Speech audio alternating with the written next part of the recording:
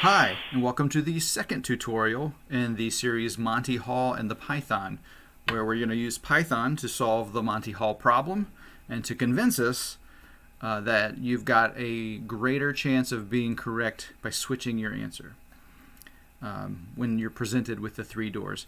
If you don't know what the Monty Hall problem is and you're starting here on the second tutorial, why? Go back and do the first tutorial. I give a nice explanation of the Monty Hall problem. There's three doors. There's only one right choice. You pick something. Monty Hall opens a door. Now you're presented with the choice to change your answer or keep your answer. And the correct thing to do, most of the time, is to switch your answer. And that's what we aim to prove using a Python simulation that we're going to build from scratch.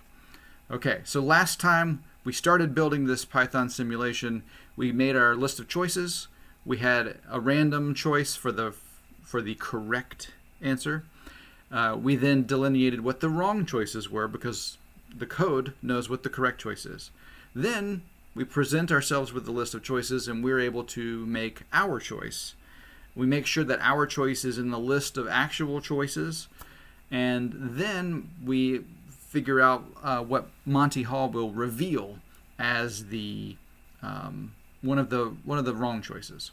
So once Monty Hall reveals one of the wrong choices, now that's where we left it, and the next thing we need to do is to present ourselves with the choice to switch. And so we're going to do another input, and we're going to say, first we're just going to say switch equals false, okay? And if that doesn't make sense to you, all will be revealed, but we're just going to start off by saying switch is false. Now switch is defined, and later in any part later in the code, the variable switch can automatically be used, and it's defined. Now we'll say switch, answer equals input. So here's where we're going to take input, and the input will ask, do you want to switch your answer? Question mark space. All right. So when it asks this question, most people with a brain would type yes or no, or y or n, or something along those lines. So what I have discovered is a good answer to this question, or a way to test the logic of this question, is to then test it this way. Say if y, so lowercase y, is in switch answer dot lower, with the little open close parentheses. So what I've done there is I've said, let's take the answer that we received from the input of switch answer. Let's assume it was yes or no. If it's yes, it has the letter y in it.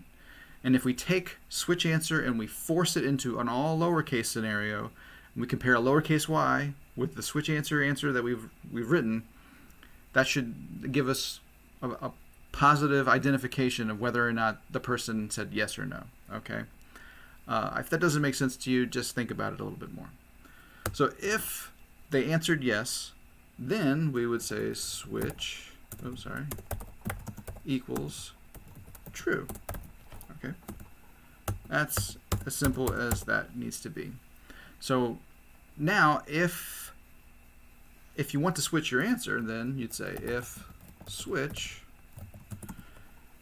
then we'll have a new answer. The new answer will be, well, what will the new answer be? So we know what our original choice was. We know what was revealed.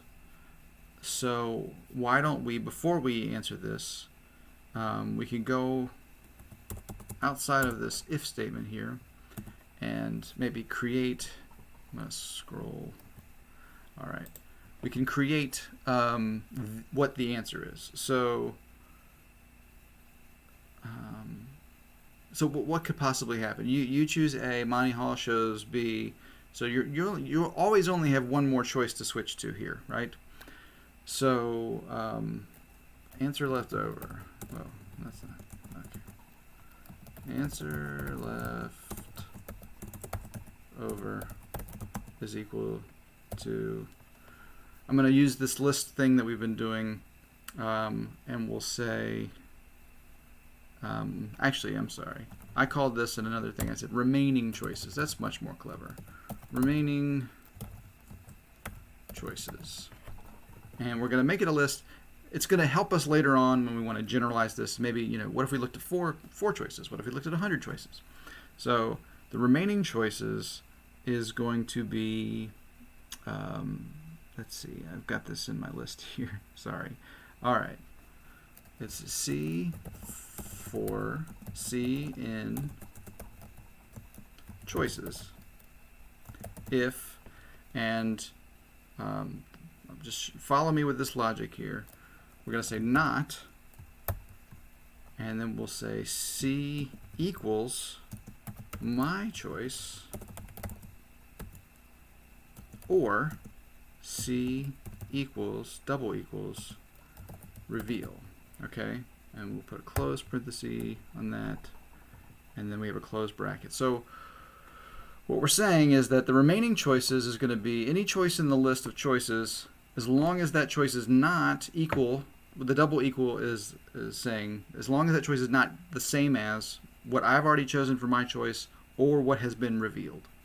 And so this really should give the right remaining choice. And so then we can say if switch new answer is remaining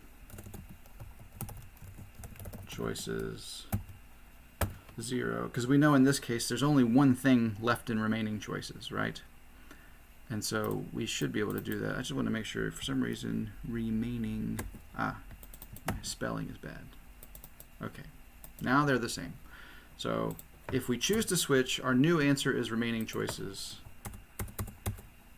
Else, meaning if we don't choose to switch, we'll still have a new answer, but it will just be our old answer, my choice. Okay. So this, now we've done the Monty Hall problem, okay? So now we can just throw in a little bit of razzle-dazzle here at the end so that we can see if we got it right or not. So we'll say, how did underscore, all these underscores, you underscore do. No question mark. How did you do? And we'll start off again by defining it as incorrect. We'll just assume we were incorrect. But if the new answer is the same as the correct answer, or the correct choice, then how did you do is equal to correct. And now we can print a little statement at the end, and we'll say print correct choice was, oh, this should have been an F string, sorry. Correct choice was brackets correct choice. We'll just go to a new line there. I'm going to duplicate this line, and then instead of here, we'll say new answer, and we'll say my choice was new answer,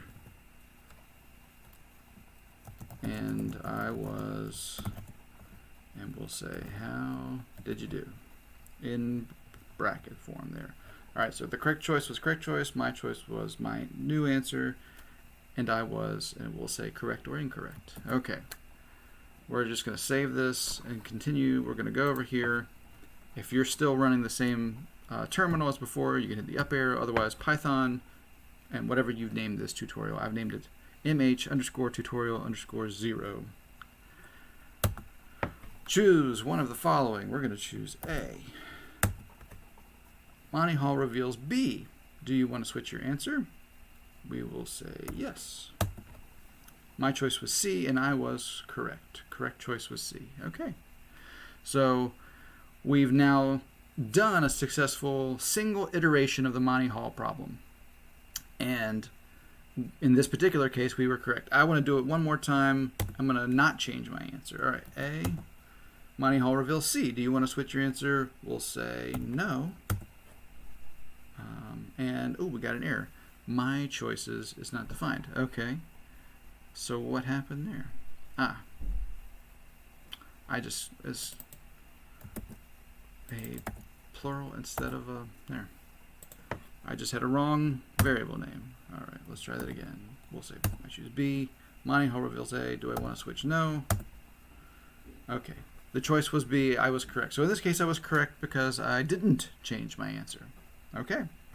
So we've got the Monty Hall problem working properly.